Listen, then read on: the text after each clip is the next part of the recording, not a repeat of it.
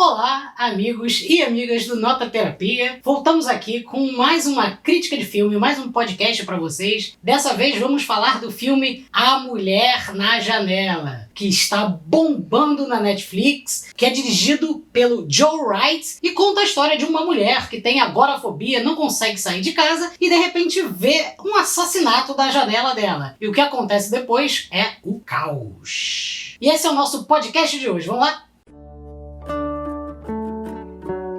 Luísa, o que você achou de A Mulher na Janela? A primeira coisa que me deu vontade de assistir o filme foi o elenco. Porque é um elenco incrível, tem a Julianne Moore, tem a Amy Adams, tem o Gary Oldman. E aí quando você vê essas pessoas ali, você pensa, pô, filmaço, vou assistir. E realmente o filme começa bem interessante. O filme é uma adaptação de um livro, né? E esse gênero literário do suspense, do thriller, ele tem muitos leitores, tem muita gente fanática por esse tipo de literatura. Então acho que o filme tem esse chamado também. E realmente no início é um filme que tem, assim, uma primeira meia hora muito interessante. As coisas são bem confusas, a gente vai acompanhando essa personagem que parece que tem alguns transtornos mentais, que pode estar alucinando, mas ao mesmo tempo a gente quer acreditar no que ela tá falando e no que ela tá vendo, então essa dualidade é bem interessante e eu acho que o filme começa bem. Tá, é um bom começo, né? Isso.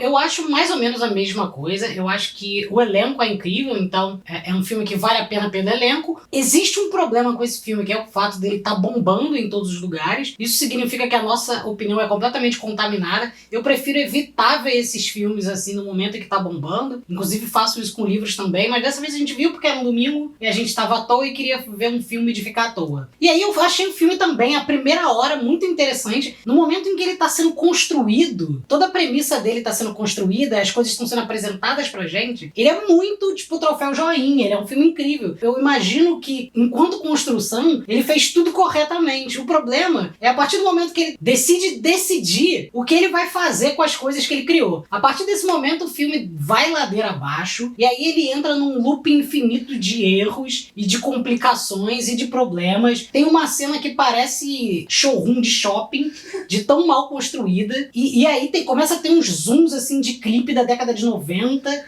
e a coisa degringola de um jeito que eu fiquei pensando assim, gente, não é possível. Parece que eles tinham 3 meses pra fazer o filme, gravaram a primeira hora em 2 meses e 45 dias e tiveram que terminar a última meia hora em 15 dias, sabe? De tão apressado que o negócio fica. Eu acho que apressado é uma boa palavra, porque esse tipo de história que tem essa tensão do thriller policial, é normal que a coisa vá se acumulando e se tenha uma resolução muito rápida no final, né? Faz parte do gênero, tanto do gênero literário quanto do gênero cinematográfico. Eu acho que quem gosta desse tipo de literatura e de cinema gosta disso, de saber que nos últimos 20 minutos provavelmente vai ter uma reviravolta.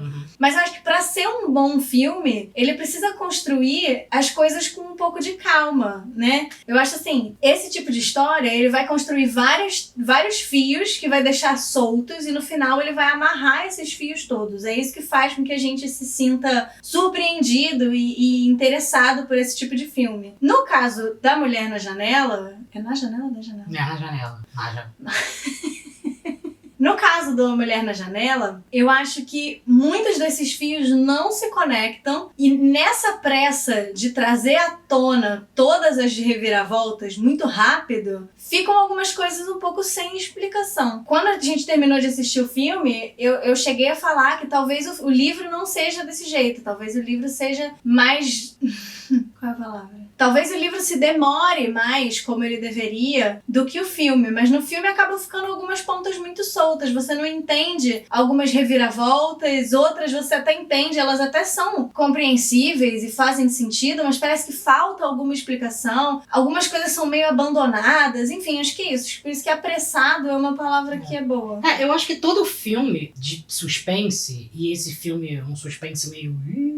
ele tem uma coisa de inverossímil. É, tipo, alguma coisa que acontece ali é inacreditável. É por isso que a gente fica...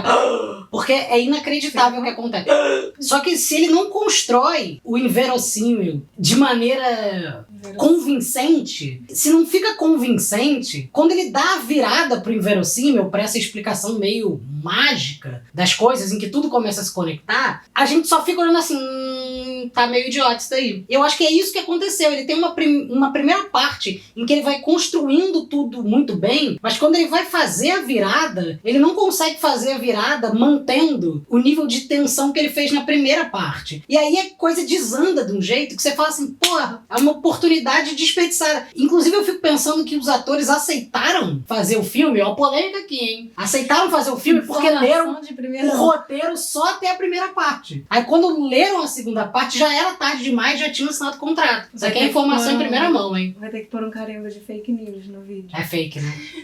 Mas então, vamos encerrar para nossa nota, porque é o momento mais especial do nosso podcast. É o momento em que Luísa pode se vingar da humanidade, dando as notas dela e rebaixando toda a humanidade para provar que uma doutora está acima do bem e do mal. Luísa, que nota você dá para Mulher da Janela? Concordo.